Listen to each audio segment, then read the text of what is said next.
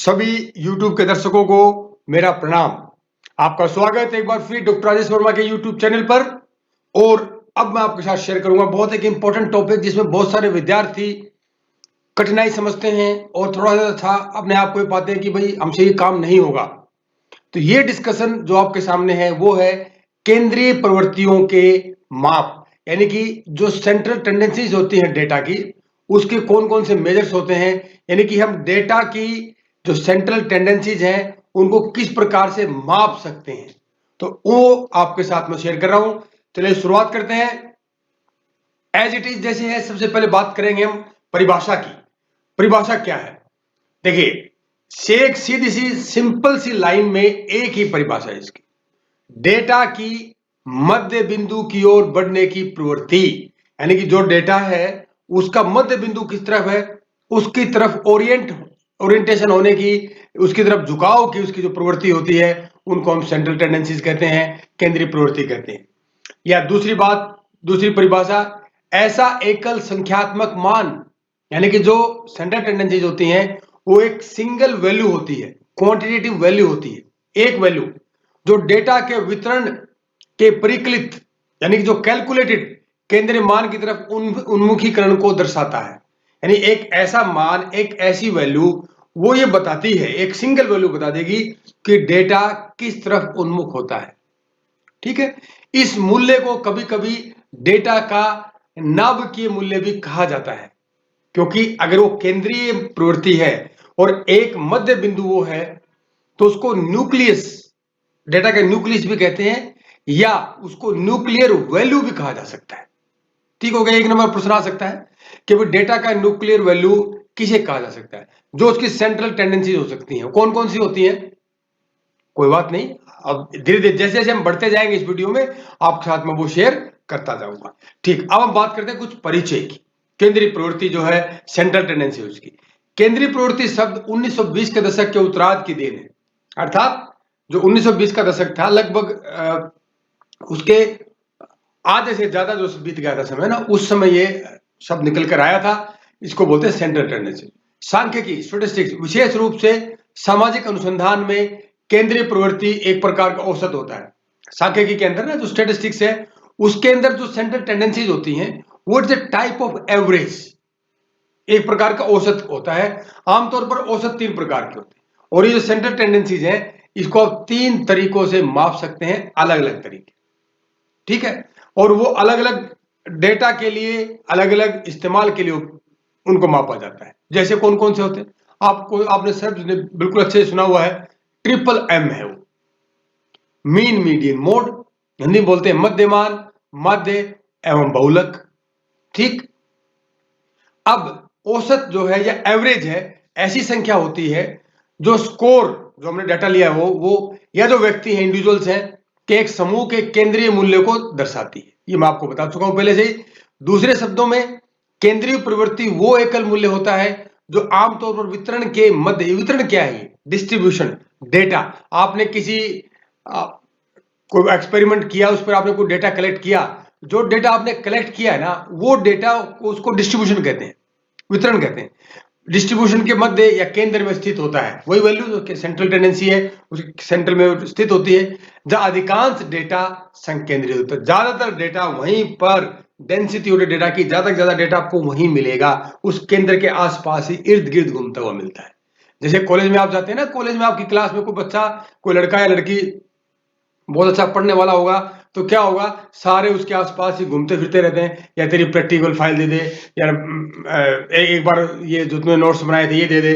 तो देखो उसी प्रकार से जो डेटा होता है उसके केंद्रीय नाभिकीय एक मूल्य होता है, जिसको हम सेंट्रल टेंडेंसीज कहते हैं, मीन, मीडियन, मोड कहते हैं। और ये पाया जाता है कि ज्यादा से ज्यादा डेटा उस केंद्र संकेंद्रित होता है, उसके आसपास ही वो डाटा पाया जाता है। ठीक, ये कुछ परिचय हुआ। ये बात करते हैं औसत निकालने का क्या मतलब है, क्यों निकाला जाता है औसत यार? जो एवरेज निकाले, उद्देश्य क्या है? What is the purpose of calculating averages? क्या पर्पस है उसका, उद्देश्य क्या है? सबसे पहला उद्देश्य है, यह मात्रात्मक डेटा का सटीक विवरण देती है। औसत जो क्वांटिटेटिव डेटा होता है ना, डेटा जितना भी आप कलेक्ट करेंगे, जैसे 27, 28, 400 या जितने भी आप जिस प्रकार डेटा, उसको बोलते हैं मात्रात्मक डेटा। इसका जो एक्सप्लेनेशन है बिल्कुल एग्जैक्ट देगी। ठीक, ये सबसे पहला इसका उद्देश्य होता है, इसीलिए इसको मापा जाता है, इसको कैलकुलेट किया जाता है। औसत जो है डेटा को सार्थक बनाने के साथ साथ उसका प्रतिनिधित्व भी करती है। अब आप सामने डेटा ऐसे ही पड़ा हुआ लिखा हुआ, तो कोई मतलब ही नहीं। उसका जब मीन आप निकाल लोगे, एवरेज आप निकाल लोगे, तब आपको पता चलेगा कि डेटा क्या कहना चाहता है। ठीक है, और वो मीन है, वो एवरेज है, उसको रिप्रेजेंट भी करती है, पूरे डेटा को रिप्रेजेंट भी करती है। ठीक हो गया, ये सेकंड पर्पस। तीसरा जो उद्देश्य है, उस जनसंख्या का वर्णन करते इससे नमूना लिया जाता है। नमूना समझ रहे, सैंपल लिया जाता है। अब पूरी जनसंख्या को तो आप स्टडी नहीं कर सकते, तो क्या करते हैं, कुछ सैंपल आप ले लेते हैं, रैंडम सैंपलिंग आप करते हैं, उनको रैंडमली ग्रुप में डिस्ट्रीब्यूट करते हैं। उसके बाद फिर उसको आप उसको एक क्लासिफाई करते हैं डेटा को, फिर उसकी स्टैंडर्ड टेंडेंसीज कैलकुलेट करते हैं, फिर जाके आप आगे और एडवांस स्टैटिस्टिकल टेक्निक लगाते हैं। तो वो जो जनसंख्या है, उस जनसंख्या में से एक सैंपल लिया जाता है, जिसे हम नमूना कहते हैं। ठीक हो गया, उस नमूने के माध्यम से हम जिस जनसंख्या का हमने नमूना लिया है, उस जनसंख्या को वो जो औसत है एक्सप्लेन करती है कि भाई यो जनसंख्या में पर्टिकुलर वेरिएबल पर किस प्रकार से डिस्ट्रीब्यूशन है। ठीक, औसत बताती है। कितना बड़ा इंपॉर्टेंट रोल देखो औसत का, वो पूरी जनसंख्या के बारे में बता सकती है। विशिष्ट निष्पादन को ध्यान में रखते हुए, इसमें स्पेसिफिक परफॉर्मेंस को अगर हम ध्यान रखते हुए दो या दो से अधिक समूह की तुलना करने में सहायक होती है। यानी अगर आपके पास दो या दो से अधिक ग्रुप है, ठीक, उस ग्रुप को आपको कंपेयर करना है। कंपेयर कब करोगे, जब उसका डेटा लोगे आप, उसे आप किसी वेरिएबल पर आपको कंपेयर करना है उसको, कि इन दोनों ग्रुप में कितना अंतर है, या कितनी उनमें समानता है, कितनी उनमें वेरिएबिलिटी है, और दोनों में क्या वो समानता वो सार्थक है कि नहीं है, वेरिएबिलिटी सार्थक है कि नहीं है। अगर ये आपको जानना है, देखो सारी टेक्निकल चीजें हैं ये, क्योंकि आप स्टैटिस्टिक्स आपको जाननी होगी, तो इसलिए बहुत जानना बहुत जरूरी, बेसिक बिल्कुल शुरुआत है ये स्टैटिस्टिक्स की। ठीक, तो ये सब अगर आपको जानना है समूह के बारे में, लोगों के बारे में अलग अलग, तो क्या होगा, कैसे आप जानोगे, जब तक आप औसत नहीं निकालोगे। औसत के माध्यम से ही हम कंपेयर करते हैं दो ग्रुप्स को, दो समूह को, जिससे हम परिणाम निकालते हैं, और परिणाम के आधार पर हम क्या करते हैं, प्रेडिक्ट करते हैं, भविष्यवाणी कर सकते हैं। ठीक, अब जैसे ये देखिए साइड फोटो लगा हुआ, ये बैलेंसिंग कर रही है। आपने देखा होगा ना किस प्रकार से ये दे आर बैलेंस, अपने चेहरे पर जो अपने सिर के ऊपर ये मटके को बैलेंस करके ये महिलाएं चल रही हैं, कोई मटका रेस में दौड़ रही हैं। तो क्या है, बैलेंसिंग का काम जो मुख्य रूप से, डेटा भी एक तरह से एक बैलेंसिंग का काम करता है। औसत एक तरह से एक सेंट्रल पार्ट होता है, सेंट्रल पॉइंट होता है, जो उस जनसंख्या को रिप्रेजेंट करता है जहां से हमने सैंपल लिया हुआ है। ये आपके सामने एक हमारी काल्पनिक डेटा की एक टेबल है। ये कोई भी डेटा ओरिजिनल नहीं है इसमें, ठीक है, ये हाइपोथेटिकल डेटा है, और ये क्लासिफाइड डेटा है, हमने इसको ग्रुप डेटा है। तो आप देखेंगे इसमें, तो इस तरह से आपके क्लास इंटरवल्स हैं। सेकंड आप टेबल आप कॉलम में आप देखेंगे मिड पॉइंट्स हैं, मध्य बिंदु हमने निकाल रखे हैं। मध्य बिंदु किसके निकाल लें, इसके निकाल लें, बड़ा सिंपल है ये। इन दोनों आपस में जोड़ के दो से भाग कर तो ये आ जाएगा। देखो इनमें 5 का अंतर है ना, दिन में 5 कम होते जा रहे हैं, या नीचे से 5 बढ़ते जा रहे हैं। ये जो सेकंड थर्ड कॉलम है, ये इसकी फ्रीक्वेंसीज है। ठीक, और जो फोर्थ कॉलम है, ये f इंटू एक्स है। इसका मतलब होता है फ्रीक्वेंसी इंटू क्लास इंटरवल का जो मिड पॉइंट है उसको। मिड पॉइंट का जो क्लास इंटरवल है, क्लास इंटरवल का जो मिड पॉइंट है, ये 57 है, और ये फ्रीक्वेंसी है। इन दोनों को अगर हम गुना कर दें तो ये आंसर आएगा। देखो 57 को 1 से गुना करेंगे 57 आएगा, 52 को 1 से करेंगे, 47 को 3 करेंगे 141, इस तरह से ये fx आ जाएगा। और फिर ये क्या निकाल रखा है, ये हमने फ्रीक्वेंसी को जोड़ किया हुआ है। ठीक, टोटल फ्रीक्वेंसी 1 2 3 और 2 5 और 4 9 और 6 15 और 7 22, इस तरह से करते करते 50 है। और यहां पर हमने ये जोड़ रखा है, जैसे 50 और 57 हो गए, 57 और 52 हो गए 109, इस तरह से 141 हो गए, जोड़ते जोड़ते ये समेशन fx है, ये गुणा करने के बाद आया 1480। इतना आपको पता हो गया कि ये एक काल्पनिक डेटा है, एक टेबल है, क्योंकि जब आगे हम कैलकुलेट करेंगे central tendencies, mean median mode, तो इसी टेबल से कैलकुलेट हम करेंगे। ठीक है, चलिए शुरुआत कर लेते हैं। तो सबसे पहले बात करेंगे जो केंद्रीय प्रवृत्ति है, सेंट्रल टेंडेंसीज है, वो निम्नलिखित द्वारा मापी जाती है। क्या होती है वो, तो कौन कौन सी, सबसे पहला है मध्यमान यानी कि मीन, दूसरा है माध्य मीडियन, और तीसरा हो गया बहुलक। मीन मीडियन मोड, ये ही 3 माप होते हैं सेंट्रल टेंडेंसीज के। अब आगे चलते हैं, मध्यमान क्या है, मीन क्या है। केंद्रीय प्रवृत्ति का वह माप सबसे अधिक, यह माप जो होता है मीन है, अधिक उपयोग किया जाता है, और जिसे आमतौर पर अगर हम स्टैटिकल टेक्निक में दिखाते हैं तो उसको एक्स बार से दिखाया जाता है। अगर कई बार एक्स बार लिखा हो तो समझेंगे किसी डेटा का ये मीन है। ठीक है, यह स्कोर के योग को स्कोर की कुल संख्या से विभाजित करने के उपरांत प्राप्त किया जाता है। अर्थात जो कितना टोटल स्कोर है उस सारे स्कोर को आप जोड़ लो। ठीक है, जैसे 4 है, 5 है, 7 है, सारे को जोड़ते चले जाइए और वो कुल कितने स्कोर है, जैसे 8 स्कोर को आपने जोड़ लिया तो कुल स्कोर को आप 8 से भाग कर देंगे तो मीन आ जाएगा। ये बहुत आसान सा है, बहुत मुश्किल नहीं, बहुत ही सिंपल है, आप इसको अच्छे से समझ सकते हैं। देखिए ये इसका फॉर्मूला है। फॉर्मूला इसलिए बनाया जाता है कि रिप्रेजेंट करने के लिए, जनरलाइज करने के लिए। मध्यमान मैंने बताया था एक्स से डिनोट होता है, summation X divided by N, तो ये होता है असमूहबद्ध डेटा के लिए, यानी एन ग्रुप डेटा का अगर हमें मीन निकालना है तो उसको निकालेंगे समेशन एक्स बाई एन। तो समेशन क्या है, ये एक ग्रीक लेटर होता है, मैंने आपको पहले वीडियो में बताया हुआ है। और ये जहां साइन लगे हुए दिखा मिलेगा, इसका मतलब है जिसके सामने जो लिखा हुआ होगा उन सब का जोड़। ठीक, जहां पर एक्स बार क्या है, यहाँ पर एक्स बार आना चाहिए था, एक्स बार हो गया मध्यमान, ये होगा योग, इनका योग, एक्स हो गया स्कोर, एन हो गया स्कोर की कुल संख्या। अब देख लो आपके सामने उदाहरण है, हमारे पास मान लीजिए एक अनग्रुप डेटा है। अनग्रुप डेटा आपको पता है ना, जो कि क्लास इंटरवल में क्लासिफाइड नहीं होता, ग्रुप नहीं होता है। तो जैसे 21 हो गया, ये आपके सामने 33 है, 29, 31, 20, 18, 32, 23, 27 और 36, इनको आपस में जोड़ लो। आपस में जोड़ लिया तो वो क्या हो गया, समेशन एक्स हो गया, वो कितना हो गया, 270 हो गया। ठीक है, 270। और टोटल संख्या कितनी है, देखो गिनो, 1 2 3 4 5 6 7 8 9 और 10 है। तो 270 को 10 से अगर भाग कर देंगे तो 27 उत्तर आ जाएगा और ये होगा आपका मीन, ये आपका मध्यमान हो गया, है ना। कितना आसान, जितनी संख्याएं हैं, स्कोर है, उन सबको जोड़ लीजिए और वो कितनी है टोटल मिला के, उस जोड़ को उस कितनी संख्याओं से भाग कर दीजिए, जो उत्तर आ जाएगा वो आपका मीन हो गया। ये अनग्रुप डाटा के लिए इस तरह से आपका डाटा दिया हो, कितना आसान है ना। अब इसमें थोड़ा सा जो डाटा हमारे पास जब ग्रुप्ड हो जाता है, फिर आपको डाटा ग्रुप किया हुआ मिलता है, तब हमें क्या करना होता है, उसका भी यही फॉर्मूला है। उसमें एक चीज अंतर, थोड़ा सा बदलाव आ गया, उसमें एफ जुड़ गया उसके अंदर। देखो एक्स नहीं था पहले, एफ नहीं था उसमें, summation X divide by N था उसमें। अब क्या हो गया, summation F X divide by N, F और आ गया, फ्रीक्वेंसी आ गई।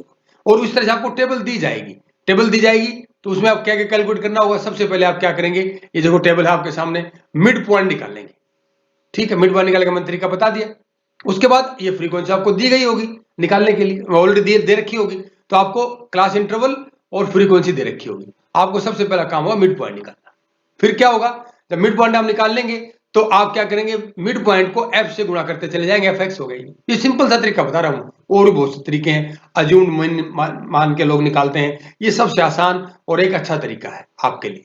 ठीक, तो इनको आपस में मल्टीप्लाई कर लो। आप किन किन को आप मल्टीप्लाई करोगे, फ्रीक्वेंसी को और एक्स को, मिड पॉइंट को मल्टीप्लाई करते चले जाएंगे ऐसे आप, देखो इस तरह से। ठीक, और मल्टीप्लाई होता चला गया, फिर उसको जोड़ लेंगे, 1480 आंसर आ गया हमारा। और ये क्या था, ये भी आपने फ्रीक्वेंसी जोड़ लिया।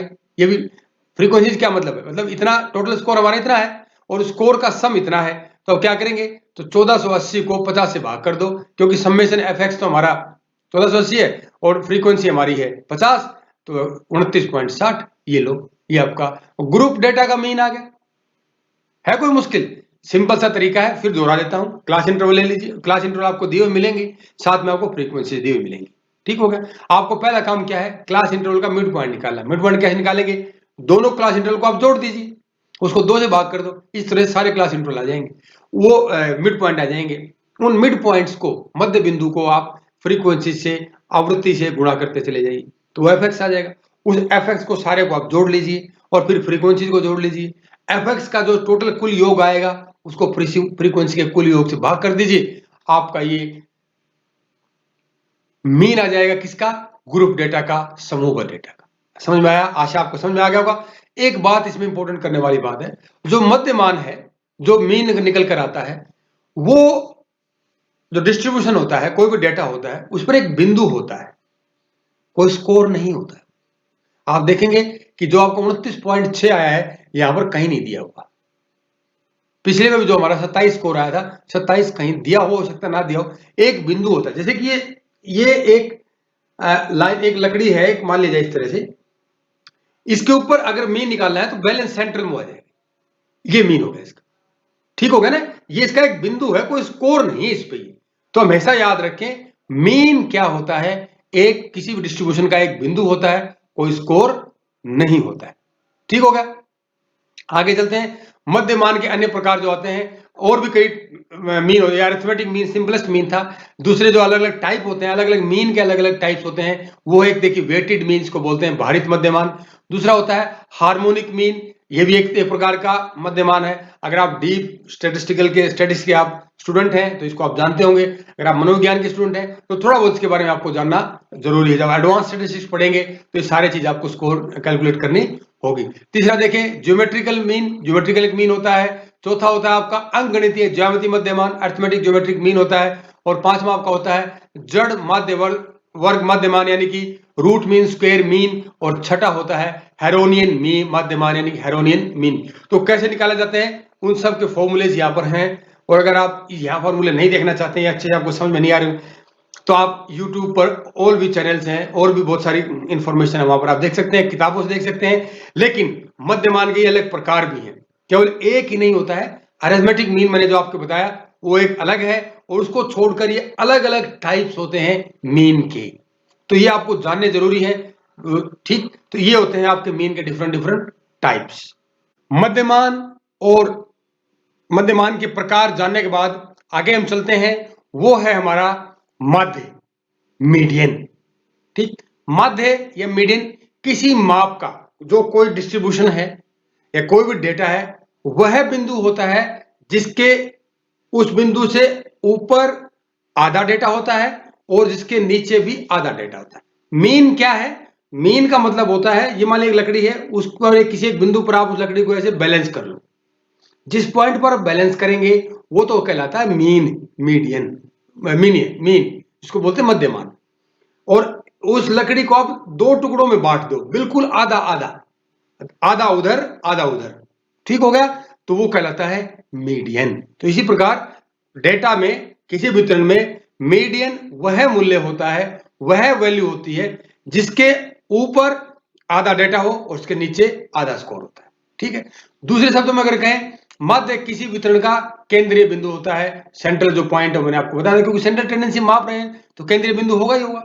यह वितरण को दो भागों में विभाजित करता है, टू पार्ट डिवाइड करता है। जैसे एक सफेद पट्टी किसी सड़क या राजमार्ग को दो भागों में विभाजित करती है। आपने रोड पर देखा होगा, एक बीच में एक पट्टी लगी होती है, डॉटेड लाइन लगी होती है, कई बार एक सीधी लाइन लगी होती है, कई बार दो लाइनें लगी होती है रोड के बीच में, उनका अलग अलग मूल्य होता है। लेकिन जो एक सफेद पट्टी एक रोड को दो पार्ट में करती है ना, तो जो सफेद पट्टी है वो मीडियन का काम करती है। ठीक हो, ये क्लियर होगा आपको मीडियन क्या है। अब हम देखते हैं कि इसको कैलकुलेट कैसे करते हैं। मीडियन को कैलकुलेट करने का, जैसे हमने मीन को कैलकुलेट किया था, दो था, वो दो तरीके से था ना। एक तो क्या था कि अनग्रुप डेटा के लिए था, एक था आपका ग्रुप डेटा के लिए। इसी प्रकार से मीडियन हम दो प्रकार से कैलकुलेट करेंगे। एक तो अनग्रुप डेटा के लिए असमूह डेटा जिसमें क्लास इंटरवल ना हो, टोटल स्कोर दिया हो, मतलब स्कोर अलग अलग से दे रखे हो, और एक जिसमें क्लास इंटरवल दे बना के दे रखे हो, फ्रीक्वेंसी दे रखी हो, वो ग्रुप डेटा होता है, उसके लिए मीडियन निकालें। ठीक, शुरुआत करते हैं अनग्रुप डेटा की। अब इसमें भी अनग्रुप डेटा में दो प्रकार के हो सकते हैं। जो आपका जो डेटा है वो अगर ओड नंबर में है या इवन नंबर में है, उस हिसाब से हम शुरू।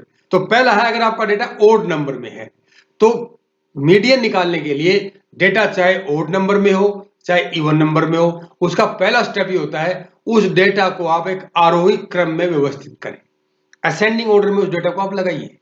फिर क्या होगा, उस डेटा को आप टोटल गिने कितने हो। जैसे कि हमारे पास एक ये डेटा है, इसको मैंने आपको पहले से ही आरोही क्रम में मैंने लगा के रखा हुआ है इसको।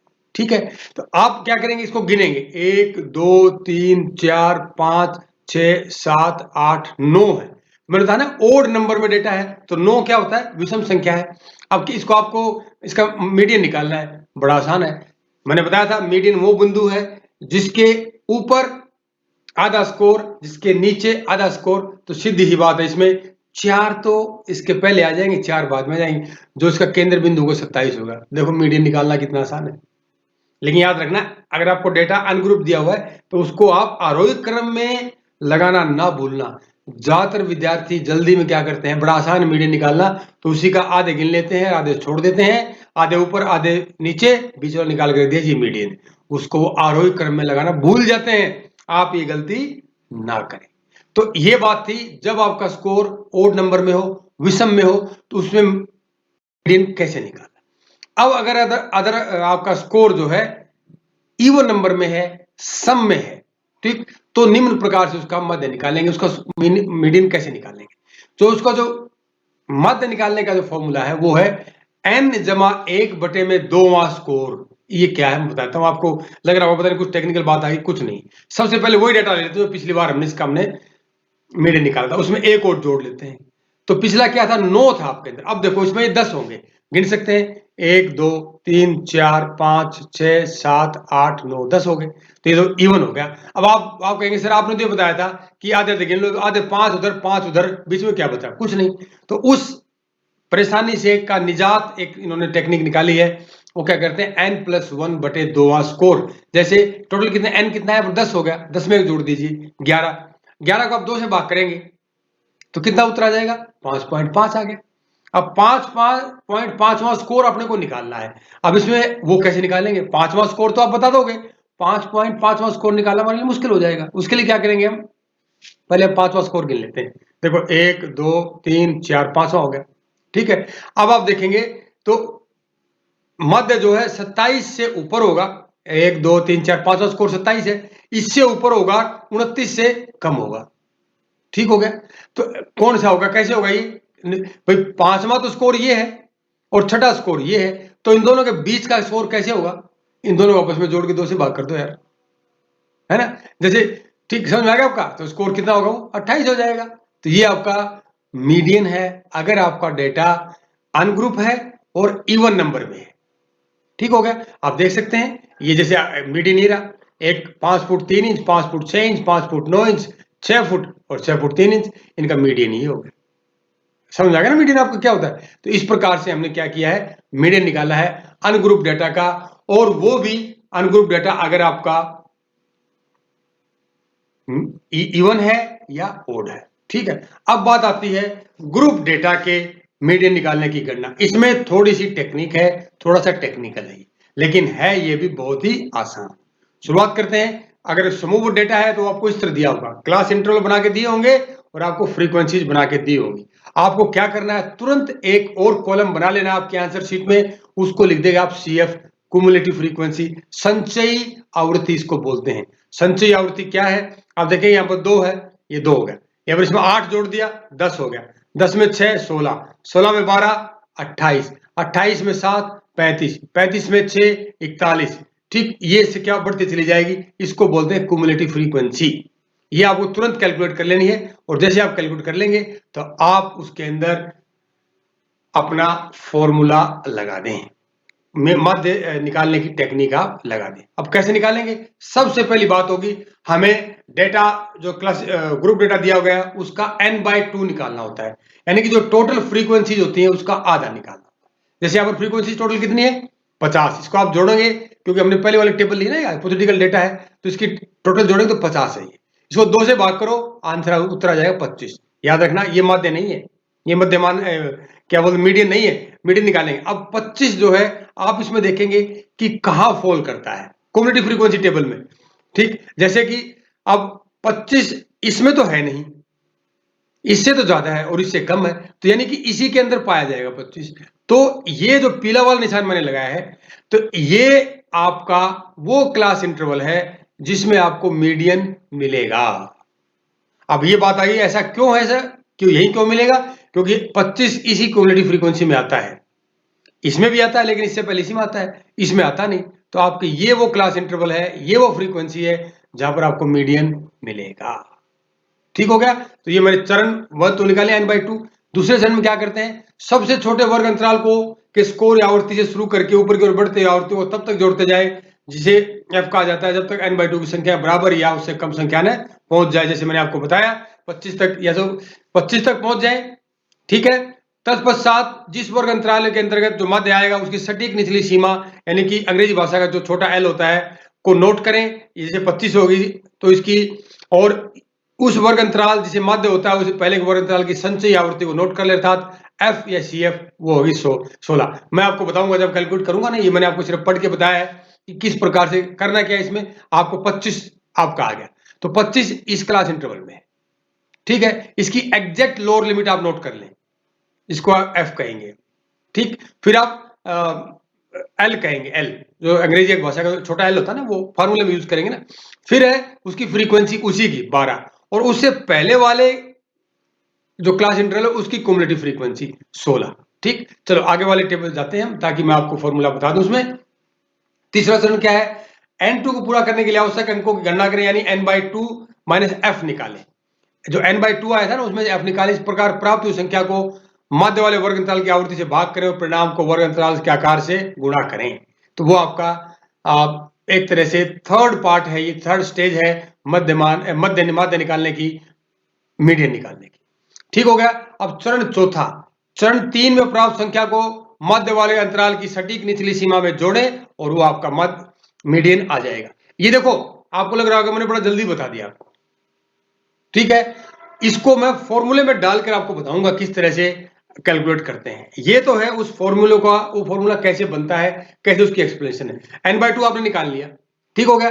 निकालने के बाद क्या करें, n/2 माइनस f निकालें, ठीक है। इस प्रकार प्राप्त हुई संख्या n/2 में से अगर रफ आपने निकाल दिया है, संख्या को मध्य वाले वर्ग अंतराल की आवृत्ति से भाग करें, ठीक है। यानी कि इससे 12 से उसको भाग कर देंगे और जो रिजल्ट आएगा उसको वर्ग अंतराल के आकार से गुणा कर दें। वर्ग अंतराल का आकार है 5, तो उससे हमने गुणा कर दिया, तो 9/12 गुणा में 5, 3.75 आ गया, ठीक आ गया। अब इसमें 3.75 आ गया, इसके अंदर क्या करेंगे अब, तो जो इसकी एग्जैक्ट लोअर लिमिट है 25.5 उसमें जोड़ देंगे, तो आपका मध्यमान मीडियन आ जाएगा। वही बात, मीडियन कोई स्कोर नहीं होता है, ये एक डेटा पर एक बिंदु होता है, एक पॉइंट होता है, ये कोई अंक नहीं होता। इस बात को आप ध्यान रखें। अब आपको लग रहा होगा कि आपने मध्यमान बड़ा जल्दी है, माध्य आपने जल्दी बता दिया, इसको कैलकुलेट करना मुश्किल हो रहा है। तो अब मैं इसको फॉर्मूले के साथ आपको बता रहा हूं, आप इस फॉर्मूले को ध्यान से देख लें। क्या है, L छोटा अक्षर मैंने बताया था, plus n/2 minus C F cumulative frequency divided by FM पूरा ब्रैकेट और बंद, और इसमें I। L क्या है, उस वर्ग अंतराल की निचली एग्जैक्ट लोअर लिमिट है जिसमें माध्य निहित होता है, ये 25.5, क्योंकि जो आपका n/2 आया था 25 आया था, तो 25 इस क्युमुलेटिव फ्रीक्वेंसी में है, इस क्लास इंटरवल में है, तो इसकी जो एग्जैक्ट लोअर लिमिट है वो है 25.5, तो ये हो गया आपका L, ठीक हो गया। अब मैं बार बार आपको दिखाऊंगा ये टेबल। दूसरा हो जाएगा n आपको पता है 50, n/2 25 हो गया तो क्लियर हो जाएगा, माइनस सी एफ होता है क्युमुलेटिव फ्रीक्वेंसी, यानी मध्य वाले वर्ग अंतराल के पहले वाले वर्ग अंतराल की संचयी आवृत्ति। चलो मैं दोबारा टेबल आपको दिखा रहा हूं, तो यानी कि आपका जो मीडियन है वो इस क्लास इंटरवल में है, तो इस क्लास इंटरवल से पहले वाले क्लास इंटरवल की क्युमुलेटिव फ्रीक्वेंसी 16। फ्रीक्वेंसी आपको उसी क्लास इंटरवल की लेनी है, लेकिन जब आप क्युमुलेटिव फ्रीक्वेंसी लेंगे तो वो लेंगे आप उससे पहले वाले क्लास इंटरवल की क्युमुलेटिव फ्रीक्वेंसी लेंगे, CF लेंगे, ठीक हो गया। F, अब अगला है FM हो गया, जो जिस क्लास इंटरवल में आपका मध्य यानी n/2 पाया गया है, 25 संभावना वहां से पाए जाने की, उसकी फ्रीक्वेंसी कितनी है मैंने आपको बताया था, वो है आपकी, मैं दोबारा दिखाता हूं, 12। फिर भी ये लो, ये आपकी फ्रीक्वेंसी है, ठीक है। ये फ्रीक्वेंसी होगी, ये क्युमुलेटिव फ्रीक्वेंसी होगी, 25.5 इसकी एग्जैक्ट लोअर लिमिट होगी, और इन क्लास इंटरवल का अंतर देखो आप, आई जो होता है क्लास इंटरवल अंतर होता है वो 5 हो गया, और n/2 आपको पता है 25 है। तो अगर ये सारी चीजें आपको पता है तो आप अपने इस फार्मूले में डाल दीजिए। L क्या हो गया आपका, lower limit exact lower limit 25.5, n/2 50/2 25, F और CF क्युमुलेटिव फ्रीक्वेंसी जो थी 16 पहले वाली क्लास इंटरवल की, FM यानी कि वो फ्रीक्वेंसी जिसमें मीडियन है उस क्लास इंटरवल की फ्रीक्वेंसी 12, और I क्या है, क्लास इंटरवल का साइज, दो क्लास इंटरवल के बीच का अंतर 5। तो आप क्या करेंगे, अगर सारे इन वैल्यूज को इसके अंदर आप रख देंगे और उसको कैलकुलेट करेंगे तो आपका आंसर आ जाएगा 29.25 यानी 29.25। ये आ गया आपका मीडियन। उस किसका मीडियन है, एक ग्रुप डेटा का मीडियन है। आप देखेंगे कि पहले जो मैंने कैलकुलेट किया था वो भी उसका आंसर भी 29.5 ही आया हुआ था, ठीक है, 29.25 यानी वही है, और सेम हमारा यहाँ पर इसके फॉर्मूले से आया हुआ है। तो दोस्तों ये है आपका मीडियन निकालने की टेक्निक, फॉर्मूला, और वो भी किसका? ग्रुप डेटा का। और एक चीज और बची हमारी सेंट्रल टेंडेंसी की, वो है जी आपका बहुलक। बहुलक क्या है? मोड। मोड क्या होता है? ये बड़ा आसान है। वितरण में सबसे अधिक बार आने वाली संख्या को बहुलक कहा जाता है, जो केंद्रीय प्रवृत्ति का एक महत्वपूर्ण माप होता है। ठीक, आपका जो डेटा है ना, उस डेटा में देखें कि कौन सा स्कोर है, कौन सा नंबर बार बार आ रहा है। ठीक हो गया? तो वो जो नंबर आपका है, वो जो स्कोर है, वही उसका मोड हो जाएगा। देखिए अभी कहां इस्तेमाल होता है? जिन चरों को केवल नॉमिनल स्तर पर मापा जाता है और उनके लिए बहुलक केंद्रीय प्रवृत्ति मापन का एकमात्र उपाय होता है। ये मैं बताता हूं आपको। ठीक, असमूहबद्ध एन ग्रुप डेटा में जो स्कोर सबसे अधिक बार आता है वो बहुलक कहलाता है। इसको मैं एग्जांपल के साथ समझाऊंगा आपको। ये जो लाइन है, जिन चरों में केवल नॉमिनल स्तर पर मापा जाता है उनके लिए बहुलक केंद्रीय प्रवृत्ति मापन का एकमात्र उपाय होता है। जैसे कि ये मैंने आपके सामने ना इमेज एक वीडियो छोटी सी दिखा रखी, इसमें लगा रखी है मैंने। अब दोबारा इसको, कि मैंने ये सैंडल और जूते ही क्यों दिखाए? क्योंकि जो मोड है, जो सैंडल और जूते बनाने वाली कंपनियां हैं, जो गारमेंट्स बनाने वाली कंपनियां हैं, वो सबसे ज्यादा इस मोड का इस्तेमाल करती हैं। क्योंकि वो जो डेटा हम निकालते हैं, अभी 8 नंबर का जूता आपको आएगा, 4 नंबर 6 नंबर का आएगा, 5 नंबर की सैंडल आपके आएगी। तो क्या है, वो एक कंपनी ये जानना चाहती है कि सबसे ज्यादा किस जूते की बिकने की फ्रीक्वेंसी है, किस सैंडल के बिकने की फ्रीक्वेंसी। ठीक है, वो उसी प्रकार के जूते, उसी प्रकार के सैंडल सबसे ज्यादा बनाते हैं। अगर उन्हें सभी साइज के बराबर बराबर जूते या सैंडल बना दिए, तो जो लोग जिनके 8 और 7 है वो तो बिक जाएंगे, और जिनके 4 और 3 पड़े वो पड़े रहेंगे, कोई नहीं खरीदेगा, तो नुकसान हो जाएगा।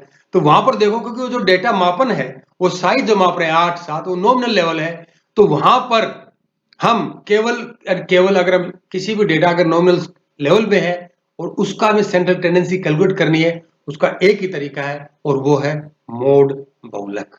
ठीक हो गया? और इसी प्रकार से मैं आपको दिखा देता हूं इसमें कैसे निकालते हैं। अगले उसमें आएगा ना, ये देखो, ये आपका क्लास इंटरवल वही डेटा हमारे पास है। सबसे पहले हमने ए लिया, आपके ये ले लिया कि ए में असमूह अनग्रुप डेटा के लिए ये आपने को स्कोर ले लिया, इसका मोड निकालना है। आप देखेंगे जो 36 है ना, वो सबसे ज्यादा बार आया है। कितनी बार? 1 2 3 बार आया वो 36। 25 2 बार आया है। सबसे ज्यादा बार कौन आया है? 36। तो इसका मोड क्या होगा? 36 हो गया, है ना? कितना आसान। तो सबसे पहले आप क्या करेंगे, डेटा लें, उसको आप क्या करेंगे, आरोही क्रम में लगा लें, असेंडिंग ऑर्डर में लगा लीजिए, और जो स्कोर सबसे ज्यादा बार आ जाए उसी को आप सीधा से निकाल के लिख दो, ये इसका मोड होगा जी। ठीक हो गया? ये था अनग्रुप डेटा के लिए। अगर आपका डेटा ग्रुप्ड हो, इस प्रकार से हो, ये दिया हुआ है, क्लास इंटरवल उसमें दे रखी है, तो आप क्या करेंगे? सबसे ज्यादा, सबसे पहला क्या तरीका क्या होगा, आप क्या करेंगे, जो फ्रीक्वेंसी सबसे ज्यादा हो। अब सबसे ज्यादा फ्रीक्वेंसी किसकी है? आप देखें, ये देखो 12 है, इसी की है ना फ्रीक्वेंसी। अब जिस क्लास इंटरवल की फ्रीक्वेंसी सबसे ज्यादा है, आप क्या करें, उस क्लास इंटरवल का मिड पॉइंट निकाल लें। निकाल लिया? मिड पॉइंट कैसे निकालना है? उन दोनों को 25 और 29 का मिड पॉइंट क्या होगा? 25 और 29 को जोड़ के 2 से भाग कर दो। ठीक हो गया? जो मिड पॉइंट क्या? 27। बस यहीं रुक जाना है, यहीं रुक जाना है। और जो मिड पॉइंट आप निकाला, एक मोटे मोटे तौर पर उस ग्रुप डेटा का वही मोड हो जाएगा। कितना आसान है ना? जो फ्रीक्वेंसी सबसे ज्यादा बार आई है, उसके क्लास इंटरवल का आप क्या करेंगे, मिड पॉइंट निकालें, और मिड पॉइंट आपका क्या हो जाएगा, वो उसका मोड हो जाएगा। ये एक तरह से डाटा का रफ एक तरह से आइडिया हम लगा सकते हैं मोड का। उसका एक सूत्र भी होता है, एक फॉर्मूला भी होता है। अगर 3 माध्य माइनस 2 मध्यमान, यानी कि 3 मीन माइनस 2 मीडियन, ये उसका मोड निकालने का फॉर्मूला है। अगर आपको ये डेटा ना टेबल ना दे रखी हो, मीन दे रखा हो और मीडियन दे रखा हो, तो आप क्या करेंगे, मीन को 3 से गुणा करें, उसमें से मीडियन को 2 से गुणा करके माइनस कर दें, जो उत्तर आ जाएगा वो आपका आ जाएगा मोड, ग्रुप डेटा का मोड आ जाएगा। तो दोस्तों, ये थे हमारे सेंट्रल टेंडेंसी के माप, मीन मीडियन मोड। मैंने आपको मीन बताया ग्रुप डेटा का, फिर अनग्रुप डेटा का बताया, फिर ग्रुप डेटा का बताया, फिर मैंने आपका मीडियन बताया अनग्रुप डेटा का। अनग्रुप डेटा में 2 बताया मैंने, इवन अगर डेटा है, अगर ओड डेटा है। फिर मैंने बताया मीडियन ग्रुप डेटा का कैसे निकालना है। एल वाला जो फॉर्मूला बताया था, एल पूरा bracket n/2 minus C F total bracket बंद डिवाइडेड बाय, उसको आप करेंगे एफ एम और मल्टीप्लाइड बाय आई। ठीक, ये मैंने आपको फॉर्मूला बताया। फिर मैंने मोड बताया आपको अनग्रुप डेटा का, किस तरह उसको आप असेंडिंग ऑर्डर में लगाइए। जो फ्रीक्वेंसी, जो नंबर बार बार स्कोर आ रहा है वो अनग्रुप डाटा का मोड हो जाएगा। और फिर मैंने मोड आपको बताया ग्रुप डाटा का। ग्रुप डाटा में क्या होगा, जो फ्रीक्वेंसी सबसे ज्यादा है उस फ्रीक्वेंसी के सामने वाले क्लास इंटरवल का मिड पॉइंट निकाल लीजिए और वो मिड पॉइंट आपका मोड हो जाएगा। ये मेरे रेफरेंसेस, आप उसको क्रॉस चेक कर सकते हैं, पढ़ सकते हैं। दोस्तों अगली चर्चा हम करेंगे, अब हम आगे बढ़ेंगे। बीए जो द्वितीय वर्ष है उसका, अब हम बीए फर्स्ट ईयर का जो पूरा मेरा सिलेबस यहाँ पूरा होता है, हम बीए सेकेंड ईयर का सेमेस्टर 1 की पहली वीडियो रिकॉर्ड होगी हमारी, सामाजिक मनोविज्ञान, परिचय, प्रकृति एवं विषय। ये हमारा रहेगा अगला वीडियो, ये हमारी अगली चर्चा रहेगी। दोस्तों तब तक के लिए आप वीडियो कैसी लगती है, अगर अच्छी लगे तो दोस्तों को शेयर करें, और कुछ कमी लगती है तो मुझे बताएं। और मुझे कैसे बताएंगे, मुझे कमेंट बॉक्स में लिख सकते हैं या मुझे ईमेल कर सकते हैं। मेरी ईमेल है vermasujit@yahoo.com। दोस्तों इस वीडियो को देखने के लिए आपका बहुत बहुत धन्यवाद।